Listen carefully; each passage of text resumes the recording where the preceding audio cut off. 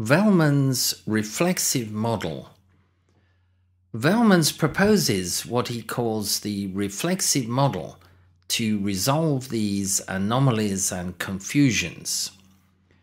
According to this, while the subject is gazing at the cat, his only visual experience of the cat is the cat he sees out in the world. If he is asked to point to this phenomenal cat, his cat experience, he should point not to his brain, but to the cat as perceived out in space beyond the body's surface. End quote.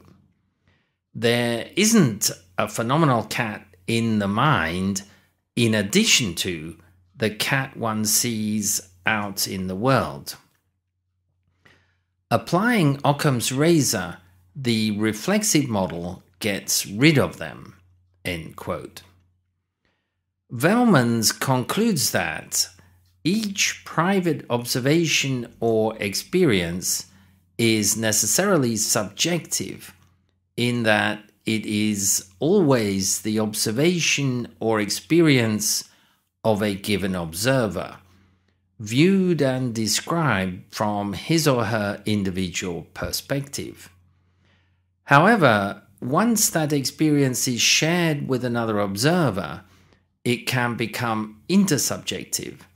That is, through the sharing of a similar experience, subjective views and descriptions of that experience potentially converge, enabling intersubjective agreement about what has been experienced. End quote. On the other hand, Velman wants to make it clear that nothing physical is projected by the brain.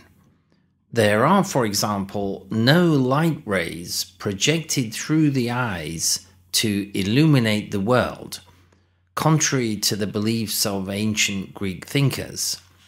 Rather, perceptual projection is a psychological effect produced by unconscious perceptual processing. End quote.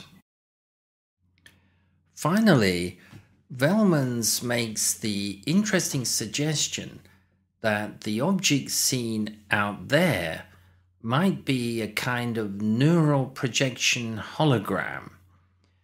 This can project a three-dimensional image out in space in front of its two-dimensional surface, quote, provided that it is viewed from an appropriate frontal perspective and it is illuminated by an appropriate frontal source of light.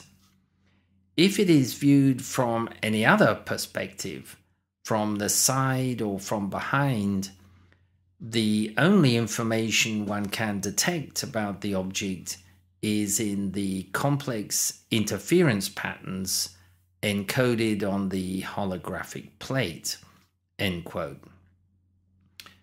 Velman is suggesting by analogy that the neural projection hologram is displayed as a visual three-dimensional object out in space only when it is viewed from the appropriate first-person perspective of the perceiving subject. Quote, the information displayed in the three-dimensional holographic image is encoded in two-dimensional patterns on a plate, but there is no sense in which the three-dimensional image is itself in the plate.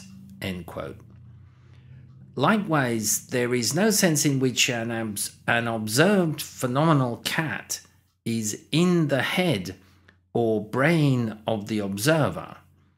In fact, the 3D holographic image does not even exist as an image without an appropriately placed observer and an appropriate source of light.